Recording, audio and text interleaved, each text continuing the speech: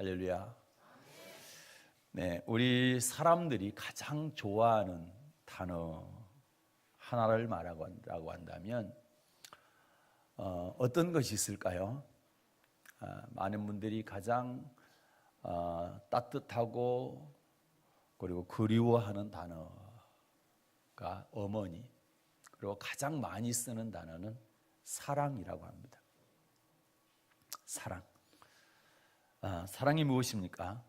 그래서 여러 말을 많이 합니다.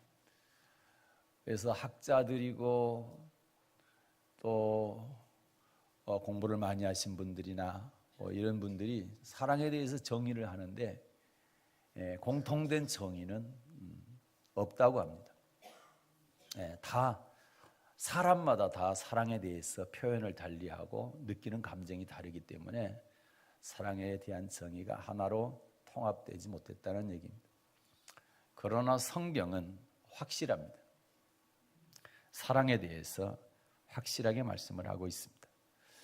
누구를 사랑해야 될 것이며 또 어떻게 사랑해야 될 것이며 또 왜 사랑해야 되는지에 대해서 자세하게 말씀을 하고 있습니다. 그래서 오늘 복음서입니다. 요한복음 13장 34절부터 35절을 보게 되면 예수님께서 제자들에게 새 계명을 너희에게 주노니 서로 사랑하라. 내가 너희를 사랑한 것 같이 너희도 서로 사랑하라. 이렇게 말씀하셨습니다. 그래서 오늘 이 시간에는 요한복음 13장 34절과 35절 말씀을 중심으로 너희도 서로 사랑하라, 이런 제목으로 함께 은혜 나누겠습니다. 먼저 본문 말씀을 다 함께 받들어 읽겠습니다. 요한복음 13장 34절 35절입니다. 새 계명을 너희에게 주노니 서로 사랑하라. 내가 너희를 사랑한 것 같이 너희도 서로 사랑하라. 너희가 서로 사랑하면 이로써 모든 사람이 너희가 내 제자인 줄 알리라. 아멘. 오늘 본문 말씀을 중심으로 누구를 사랑해야 되는지, 그리고 사랑은 어떻게 해야 되는지, 또 왜 사랑해야 하는지를 성경을 통해서 상고하도록 하겠습니다. 먼저 누구를 사랑해야 됩니까? 사랑의 대상입니다. 마태복음 22장입니다. 37절부터 40절 말씀까지 보겠습니다. 예수께서 가라사대 내 마음을 다하고 목숨을 다하고 뜻을 다하여 주 너희 하나님을 사랑하라 하셨으니 이것이 크고 첫째 되는 계명이요 둘째는 그와 같으니 내 이웃을 내 몸과 같이 사랑하라 하셨으니 이 두 계명이 온 율법과 선지자의 강령이니라. 아멘. 마음을 다하고 목숨을 다하고 뜻을 다하여 하나님을 사랑하는 것이 첫째 계명, 이웃을 내 몸과 같이 사랑하는 것, 이것이 두 번째 계명인데 이 두 계명이 온 율법과 선지자의 강령이다, 이렇게 말씀합니다. 온 율법과 선지자의 강령이란 말씀은 하나님 사랑, 이웃 사랑이 성경 전체의 내용, 성경 전체의 핵심이라는 말씀인 것입니다. 십계명은 시내산 율법의 뼈대입니다. 그런데 십계명에 보게 되면 1계명부터 4계명까지는 하나님의 사랑에 대해서 하나님을 사랑하라는 그런 말씀이고 5계명부터 10계명까지는 이웃을 사랑하라는 말씀인 것입니다.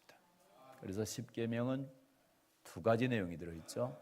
하나님 사랑, 이웃 사랑입니다. 마찬가지로 10계명을 확대한 것이 성경 전체인데 성경 전체도 마찬가지입니다.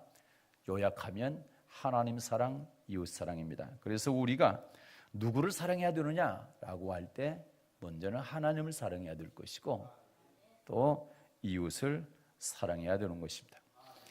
그러면 하나님과 사람을, 이웃을 어떻게 사랑해야 되느냐, 사랑하는 방법에 대해서 살펴보도록 하겠습니다. 다시 마태복음 22장 37절부터 40절 말씀까지 다시 보겠습니다. 예수께서 가라사대 내 마음을 다하고 목숨을 다하고 뜻을 다하여 주 너희 하나님을 사랑하라 하셨으니 이것이 크고 첫째 되는 계명이요 둘째는 그와 같이 내 이웃을 내 몸과 같이 사랑하라 하셨으니 이 두 계명이 온 율법과 선지자의 강령이니라. 아멘. 자, 하나님 사랑, 이웃 사랑 가운데 먼저 하나님 사랑은 어떻게 하는가? 어떻게 하는 것이 하나님을 사랑하는 것인가에 대해서 살펴볼게요. 자, 하나님 사랑하되 어떻게 사랑하라 했습니까? 내 마음을 다하고 그 다음에 목숨을 다하고 뜻을 다하여 하나님을 사랑하라. 이 말씀은 우리의 모든 삶의 우선순위를 하나님 사랑에 두라는 것입니다. 최선을 다해서 하나님을 섬겨야 된다, 사랑해야 된다, 이 말씀인 것입니다. 그러면 하나님을 사랑하는 구체적인 방법이 무엇일까요?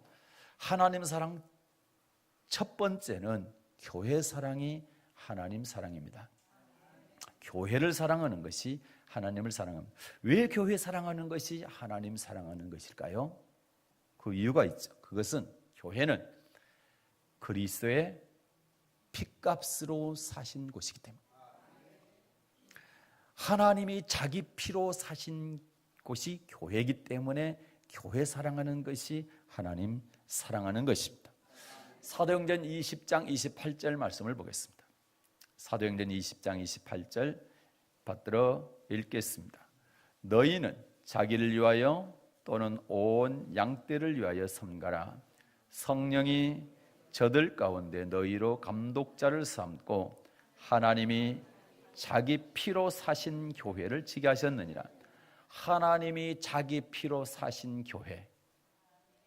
왜 하나님께서 자기 피로 사신 곳이 교회라고 말씀하셨을까?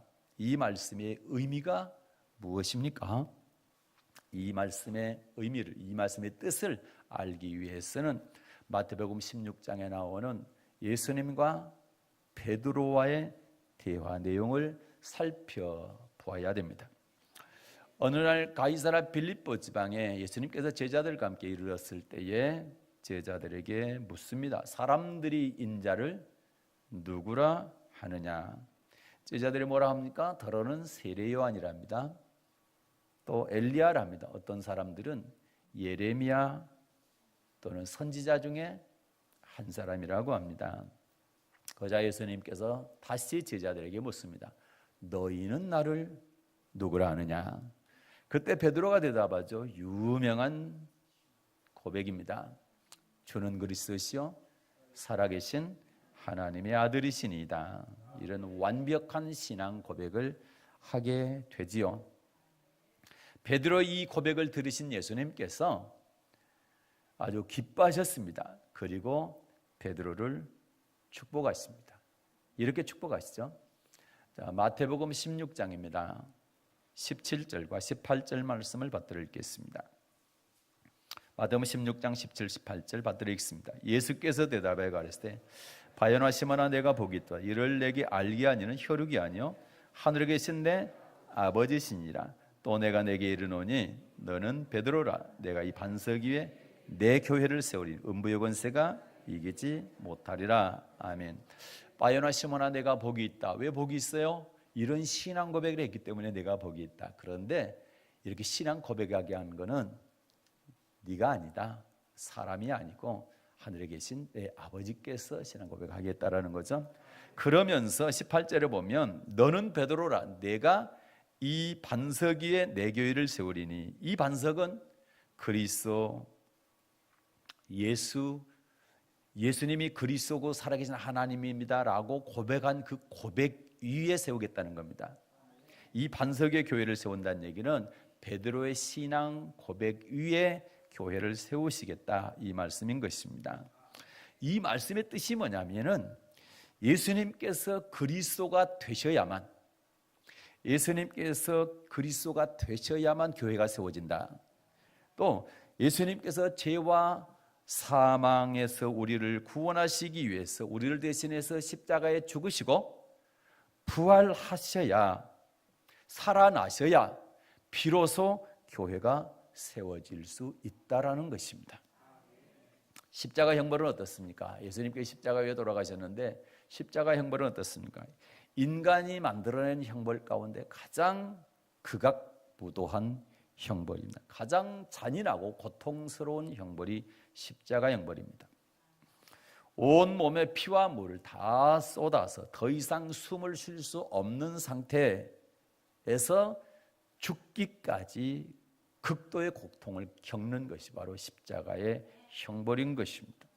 그런데 예수님은 이 십자가 형벌을 받아야 될 이유가 아무것도 없었죠. 왜요? 그분은 죄가 없으신 분이셨기 때문에. 그런데도 불구하고 이런 고난을 받은 이유가 뭡니까? 저와 여러분의 죄를 짊어지시고 우리의 죄를 없애시기 위해서 그러신 겁니다.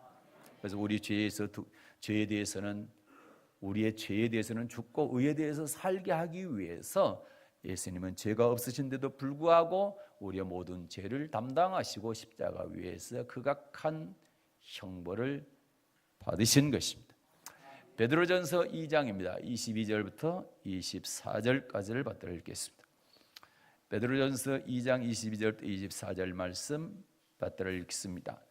저는 죄를 범치 아니하시고 그 입에 괴사도 없으시며 욕을 받으시되 대신 욕하지 아니하시고 고난을 받으시되 위협하지 아니하시고 오직 공의로 심판하시는 자에게 부탁하시며 친히 나무에 달려 그 몸으로 우리 죄를 담당하셨으니 이는 우리로 죄에 대하여 죽고 의에 대하여 살게 하려 하십니다. 저가 채찍에 맞음으로 너희는 나음을 얻었나니. 아멘. 이런 주님의 엄청난 고난이 있었기 때문에 친히 나무에 달려서 십자가에 달려서 우리 죄를 담당하시기 위해서 채찍에 맞고 그리고 피 흘려 죽으신 거, 이런 고난이 있었기 때문에 저와 여러분이 구원받을 수 있었고, 이 같은 십자가의 죽음으로 말미암아 이 땅에 뭐가 세워지게 됐다고요? 교회가 세워지게 됐다. 그래서 하나님이 자기 피로 사신 교회라 이렇게 말씀하시는 것입니다. 그래서 교회를 자랑하는 것은 교회의 머리이신 예수님을 자랑하는 것이 되는 것이고, 교회를 비방하고 판단하는 것은 교회의 머리이신 예수님을 비방하고 판단하는 것입니다. 그래서 우리는 교회를 자랑해야 되는 것이지 절대로 비방하거나 판단해서는 안 되는 것입니다. 바울 사도를 보십시오. 교회를 처음엔 어땠습니까? 엄청나게 핍박하고 회방했죠. 그리고 교회를 위해서 충성하고 헌신하는 성도들을 결박해서 감옥에 가두고, 그리고 사람을 돌로 쳐 죽이는데 거기서 옳다고 가편 투표를 했던 사람이 바로 바울입니다. 그런데 이 바울이 완벽하게 변합니다. 어떻게 변합니까?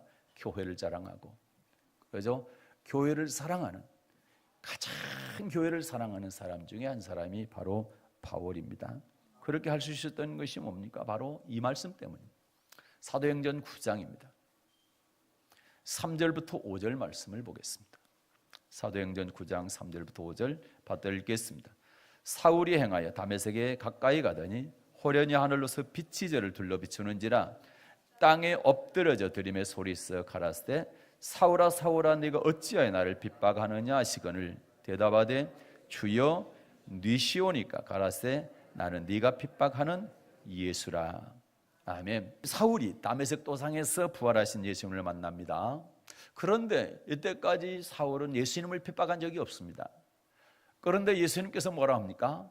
사울아 사울아 네가 왜 어찌해서 나를 핍박하느냐? 사울은 예수님을 핍박한 것이 아니라 교회를 핍박했죠. 교회를 핍박했습니다. 교회 안에 있는 주의 종들, 즉 교회 안에 있는 성도들을 핍박했습니다.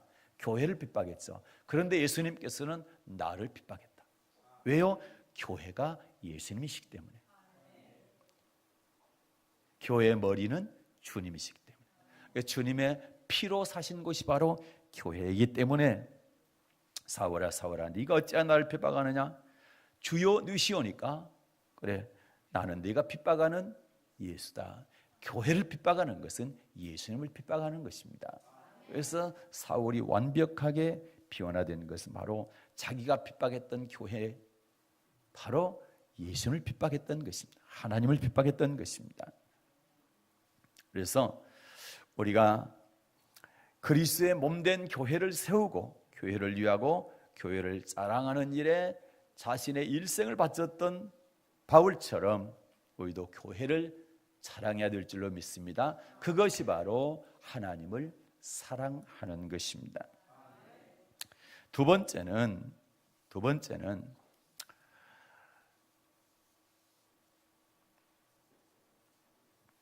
온전한 11조를 창고에 들여서 하나님의 집을 채우는 것입니다. 하나님 사랑하는 건 교회 사랑하는 것인데, 교회에 온전한 11조를 하나님의 집에 교회에 채우는 것이 바로 교회의 사랑이다. 하나님 사랑이다. 말라기 3장 10절을 보겠습니다. 만군의 여호와가 이르노라, 너희의 온전한 11조를 창고에 들여 나의 집에 양식이 있게 하고 그곳으로 나를 시험하여 내가 하늘 문을 열고 너희에게 복을 쌓을 것이 없도록 붙지 아니하나 보라. 아멘. 하나님은 온전한 11조를 들여서 하나님의 집에 양식이 있게 하라, 이렇게 말씀하셨습니다. 여기서 온전한 11조가 뭡니까?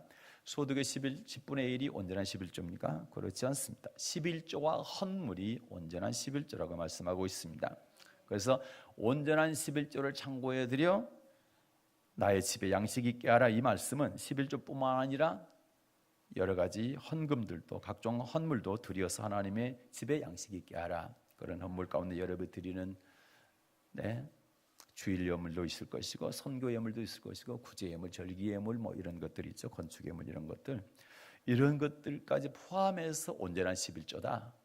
그래서 11조와 헌물이라 이렇게 말씀하는 겁니다. 또 하나님 사랑은 교회 사랑인데, 교회 사랑하는 것 세 번째는 뭡니까? 전도해서 사람으로 하나님의 집을 채우는 것입니다. 마태복음 28장이나 누가복음, 마가복음 16장에 보게 되면 너희는 가서 모든 족속으로 제자를 삼으라. 너희는 온 천하에 다니며 만민에게 복음을 전파하라. 이렇게 명령하셨습니다. 그래서 전도는 선택이 아니고 명령인 것입니다. 마태복음 28장이나 마가복음 16장은 예수님께서 부활하신 다음에 하신 말씀입니다. 그리고 그 말씀을 하시고 하늘로 올라가셨죠. 그래서 우리는 예수님의 마지막 지상 명령이다, 이렇게 얘기하죠. 예수님의 마지막 지상 명령이 뭐냐? 그것은 바로 전도하는 것입니다. 누가복음 14장 23절입니다. 예수님께서는 제자들에게 이렇게 가르치셨습니다. 주인이 종에게 이르되 길과 산울가로 나가서 사람을 강권하여 데려다가 내 집을 채우라. 아멘. 사람을 강권하여 데려다가 내 집을 채우라. 내 집은 하나님의 집, 교회를 말하는 것이죠. 여기서 강권하단 말은 무슨 말입니까? 강제로라도 억지로라도 권해서 데려다 교회를 채우라, 이렇게 말씀하는 겁니다. 전도하게 될 때 한두 번 권해서 그렇게 해서 끝나는 것이 아니라 억지로라도 권해서 사람들을 데려다가 하나님의 집을 채우라, 이렇게 말씀합니다.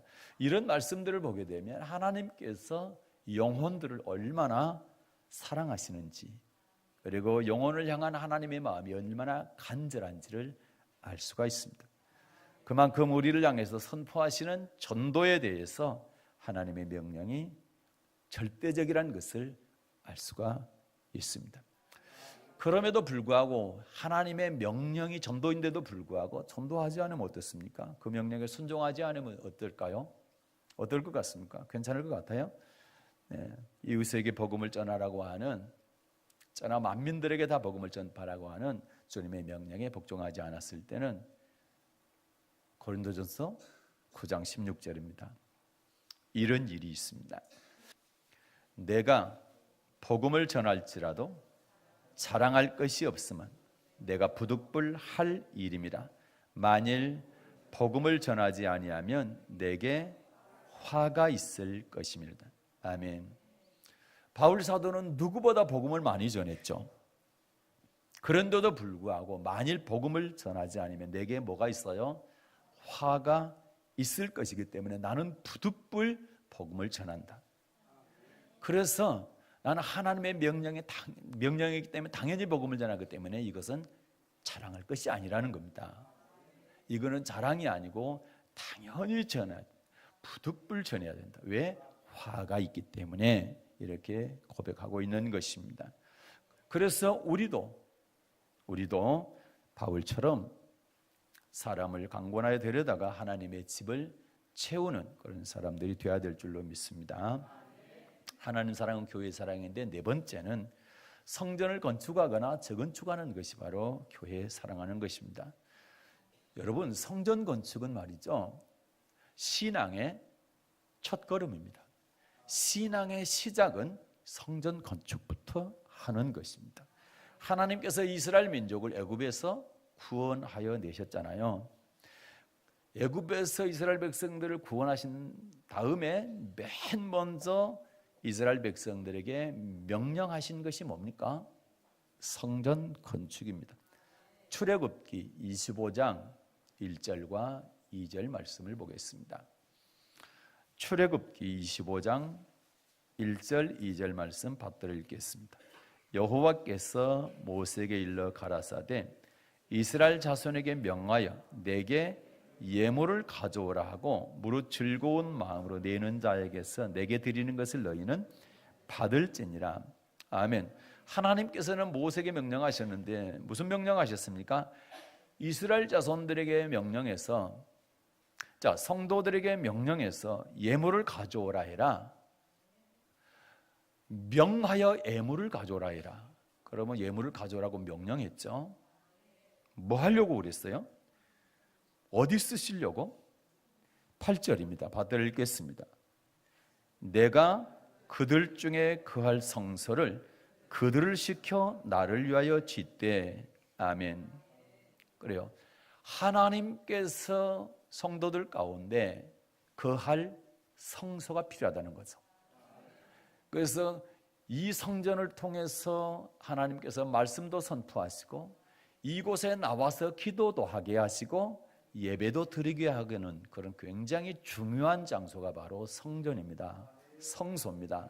그래서 하나님께서 구원받은 이스라엘 백성에게서 가장 먼저 명령하신 것이 예물 가져와서 내가 거할 성소를 지으라는 것입니다. 그래서 이 성전을 짓는 것은 우리 신앙생활 할 때 가장 먼저 하는 첫걸음이다. 이걸 꼭 기억할 수 있기를 바랍니다. 자, 어떻게 하나님을 사랑한다 했어요? 교회 사랑하는 것이 하나님 사랑하는 것이다. 그런데 교회 사랑하는 것은 첫째는 교회를 자랑하는 것이다. 그 다음에 두 번째는 온전한 11조 헌물을 통해서 하나님의 집에 양식 있게 하는 것이다. 또 세 번째는 사람을 강권하여 데려다가 하나님의 집 교회에 채우는 것이 바로 교회 사랑이다. 그 다음에 네 번째는 성전을 건축하고 또는 이제 오래 건축한 지가 오래된 교회 같으면 재건축하든지 리모델링을 하겠죠. 이렇게 하는 것이 바로 교회를 사랑하는 것이다. 교회를 사랑하는 것은 하나님을 사랑하는 것이라 했죠. 그리고 이제 이번에는 내 이웃을 어떻게 사랑해야 됩니까? 하나님 사랑은 교회 사랑까지만 얘기했습니다. 그리고 이웃은 어떻게 사랑해야 되느냐? 마태복음 22장 39절 보겠습니다. 마태복음 22장 39절. 자, 이웃은 어떻게 사랑해야 되는가? 받들어 읽겠습니다. 둘째는 그와 같으니 내 이웃을 내 몸과 같이 사랑하라 하셨으니. 아멘. 이웃을 어떻게 사랑하래요? 내 몸과 같이, 자신의 몸과 같이 사랑하라, 이렇게 말씀하셨습니다.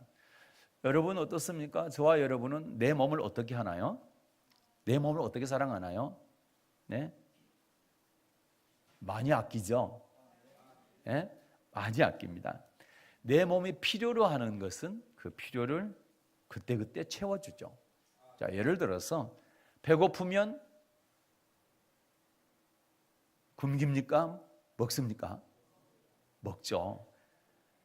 내 몸이 배가 고프다 하면 먹어주죠. 그러죠? 그리고 목마르면 마시죠. 춥다 하면 옷을 따뜻하게 입히죠. 그리고 아프다 하면 어떻습니까? 치료하죠. 그렇죠? 예. 그리고 잘 돌봐주죠. 예. 이와 마찬가지로 우리는 이웃을 내 몸과 같이 사랑해야 합니다. 내가 내 몸을 아끼고 돌보는 것처럼 우리 이웃도 이렇게 사랑해야 된다는 것입니다. 만약에 배고픈 이웃이 있으면 어떻게 하라는 겁니까? 네가 배고플 때 먹는 것처럼 이웃도 배고플 때 먹이라는 겁니다. 또 헐벗은 이웃이 있으면 어떻게 하라는 겁니까? 입히라는 겁니다. 네. 아픈 이웃이 있으면 치료해주고 돌봐주라는 것입니다. 그리고 허물 있거든 뭐 해라? 덮어주라는 겁니다. 우리는 우리 허물이 있을 때 어떻습니까? 하나님께 가만히 회개하지만 사람들 앞에는 내가 이런 허물이 있다고 막 자랑하고 다닙니까? 그렇지 않죠. 덮죠. 그러나 하나님께는 덮으면 안 됩니다. 예. 그 다음에 이웃들이 좋은 일이 있다, 자랑할 게 있으면 어떻게 해줘야 되는 겁니까? 같이 자랑해 줘야 되는 겁니다. 우리도 그러잖아요. 우리 자랑할 거 있으면 많은 사람들한테 자랑하잖아요. 그런 것처럼 그렇게 해줘야 된다는 거예요. 그것이 바로 내 이웃을 내 몸과 같이 사랑하는 것입니다. 그러면 우리가 하나님을 사랑하고 이웃을 사랑하는데 왜 사랑해야 되느냐? 사랑 안 하면 안 됩니까? 사랑 꼭 사랑해야만 됩니까? 사랑해야 되는 이유가 있다 이 말입니다. 이유가 있어요. 첫째는 사랑은 주님의 계명이다, 명령이다. 그렇기 때문에 사랑해야 됩니다. 오늘 본문 가겠습니다. 요한복음 13장 34절입니다.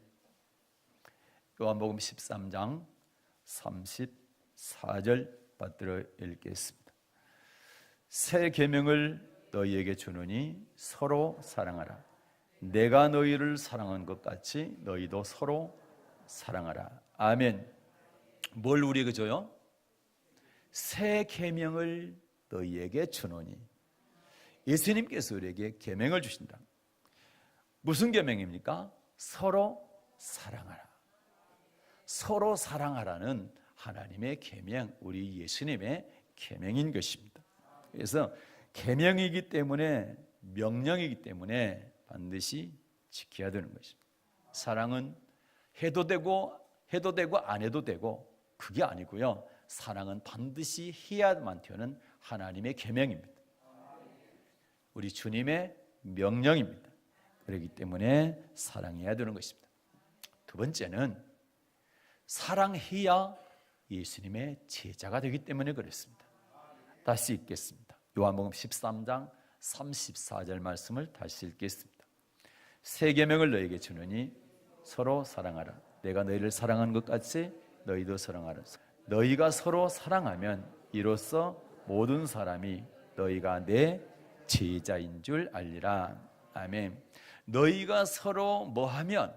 사랑하면, 이로써, 사랑함으로써, 사랑하는 것을 봄으로써 모든 사람이 너희가 내 뭔 줄 알아요?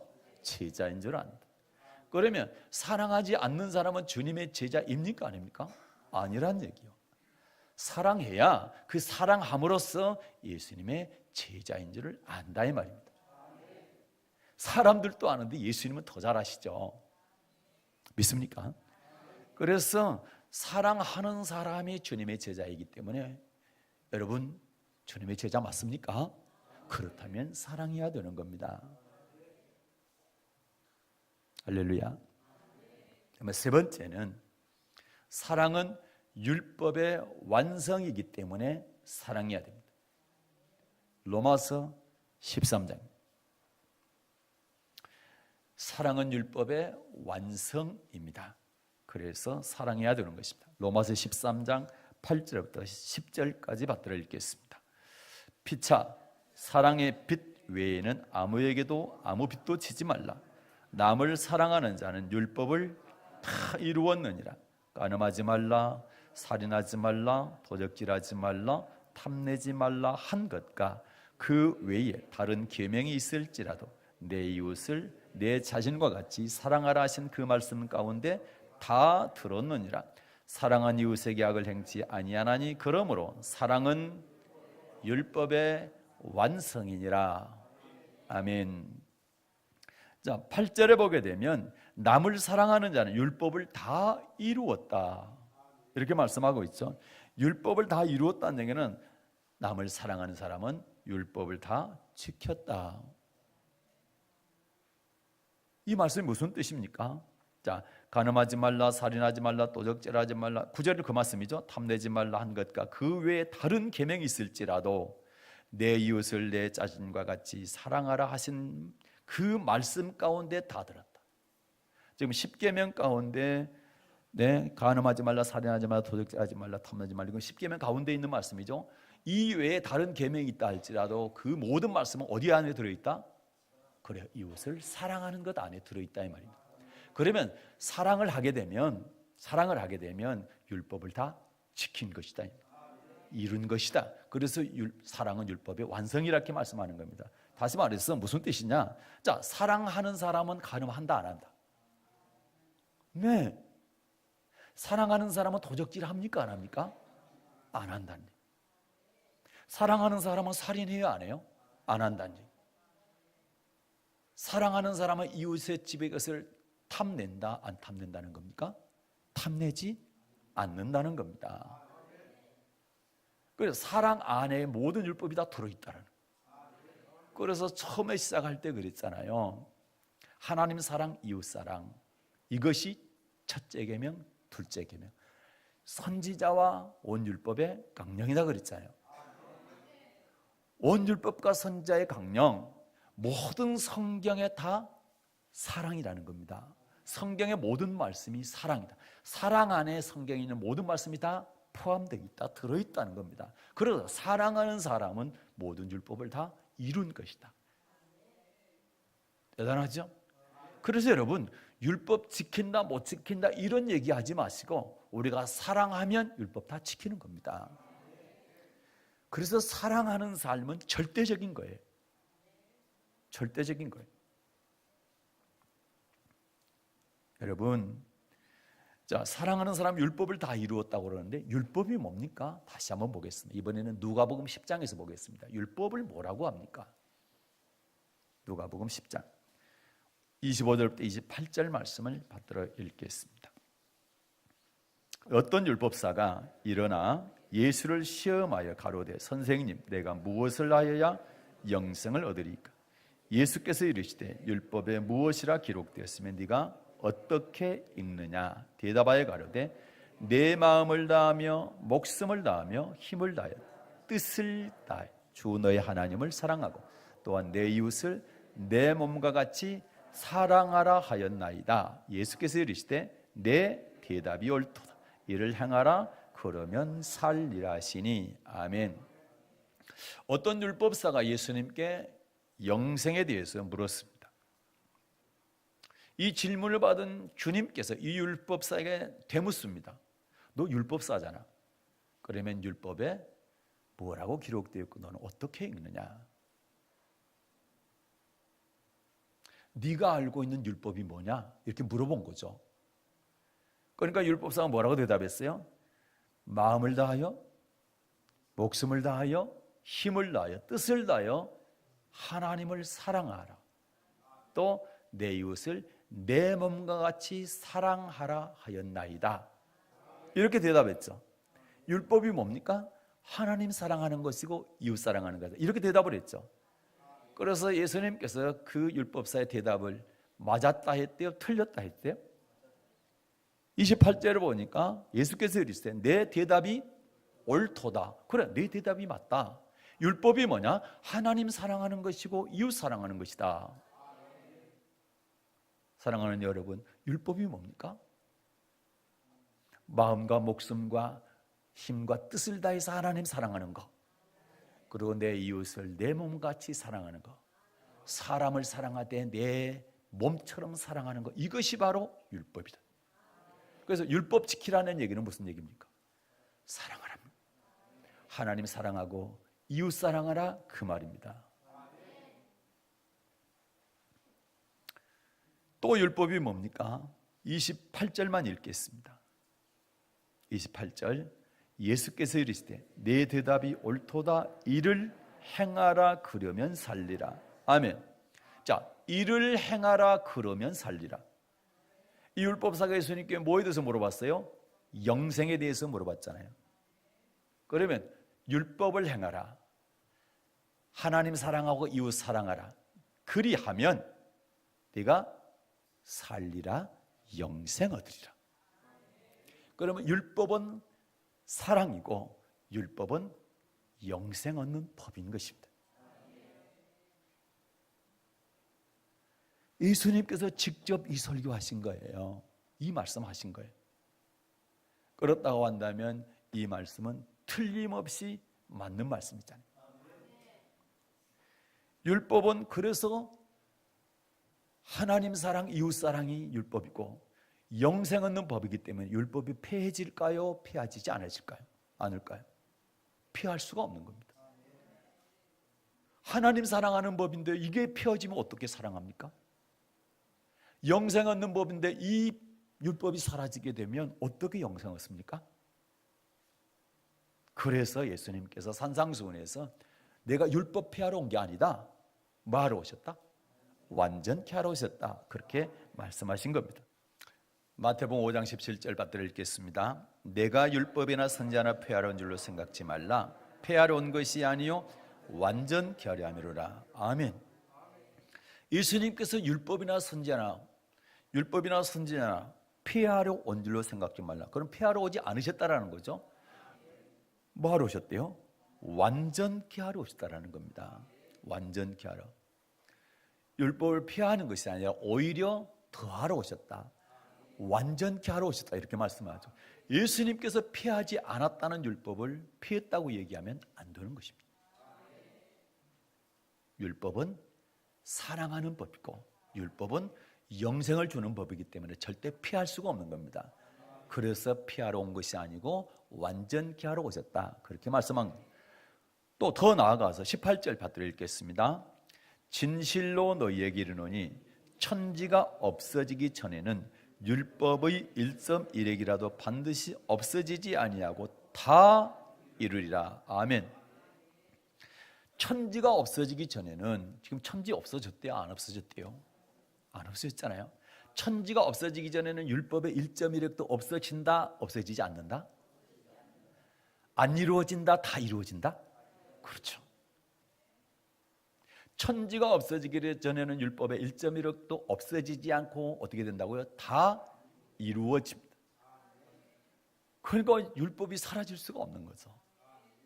다 이루어지는데. 그런데 율법의 핵심이 뭡니까? 하나님 사랑, 이웃 사랑입니다. 그래서 예수님께서는 너희가 나를 사랑하냐? 그러면 뭐하라? 율법 지키라, 계명 지키라, 이렇게 말씀하신 거죠. 요한복음입니다. 14장 15절 받들어 읽겠습니다. 요한복음 14장 15절 받들어 읽겠습니다. 너희가 나를 사랑하면 내 계명들을 지키라. 아멘. 너희가 나를 사랑하면 내 계명들을 지키라. 21절도 받들어 읽겠습니다. 나의 계명을 가지고 지키는 자라야 나를 사랑하는 자니 나를 사랑하는 자는 내 아버지께 사랑을 받을 것이요 나는 그를 사랑하여 그에게 나를 나타내리라. 아멘. 나의 계명을 가지고 지키는 자라야 나를 사랑하는 자다. 그래요. 주님의 계명을 지키는 사람이 주님을 사랑하는 사람이다. 그러면 주님의 계명을 지키지 않는 사람은 주님을 사랑하지 않는 사람 맞습니까? 23절 보십시오. 읽겠습니다. 예수께서 대답하여 가르치되 사람이 나를 사랑하면 내 말을 지키리니 내 아버지께서 저를 사랑할 것이요 우리가 저에게 와서 거처를 저와 함께하리라. 아멘. 사람이 나를 사랑하면 내 말을 지키리니, 그렇죠? 그래서 여러분, 우리는 주님의 계명, 율법 지켜야 됩니다. 그것이 바로 주님을 사랑하는 것이다.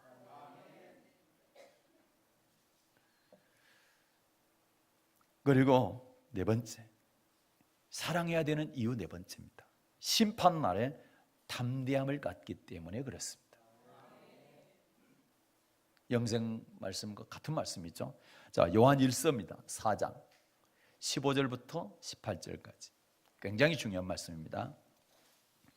요한 1서 4장 15절부터 18절 받들어 읽겠습니다. 누구든지 예수를 하나님의 아들이라 시인하면 하나님이 저 안에 거하시고 저도 하나님 안에 거하느니라. 하나님이 우리를 사랑하시는 사랑을 우리가 알고 믿었노니 하나님은 사랑이시라. 사랑 안에 거하는 자는 하나님 안에 거하고 하나님도 그 안에 거하시니라. 이로써 사랑이 우리에게 온전히 이룬 것은 우리로 심판날에 담대함을 가지게 하려 합니다. 주의 어떠하심과 같이 우리도 세상에서 그러하니라. 사랑 안에 두려움이 없고 온전한 사랑에 두려움을 내어 쫓나니 두려움에는 형벌이 있습니다. 두려워하는 자는 사랑 안에서 온전히 이루지 못하였느니라. 아멘.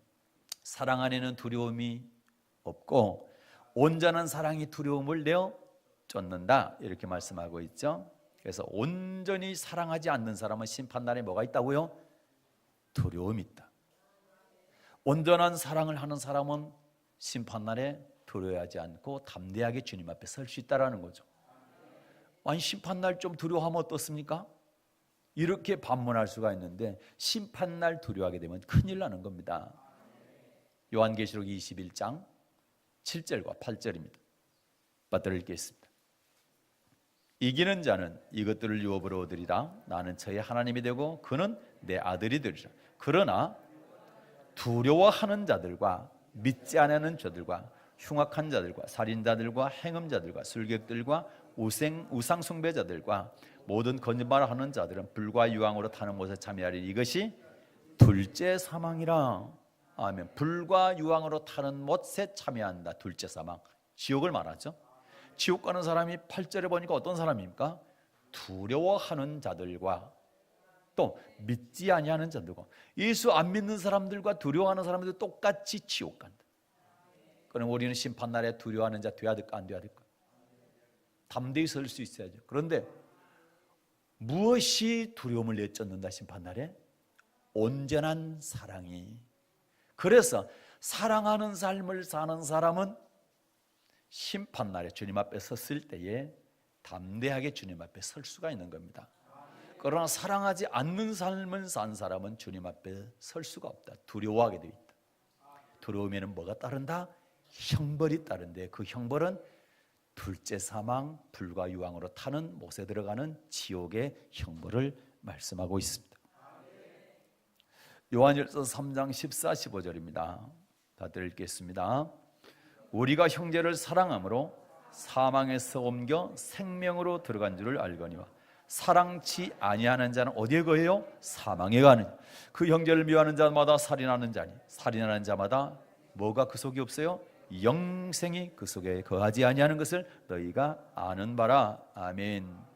형제를 사랑함으로, 사랑하는 삶을 살게 되면 사망에서 어디로 옮겨져요? 생명으로 옮겨진다. 그러나 사랑치 아니하는 자는 어디에 거해요? 사망에 거한다. 그런데 15절 보니까 그 생명과 사망이 뭐와 관계돼요? 무슨 말씀이요? 그래, 영생이죠.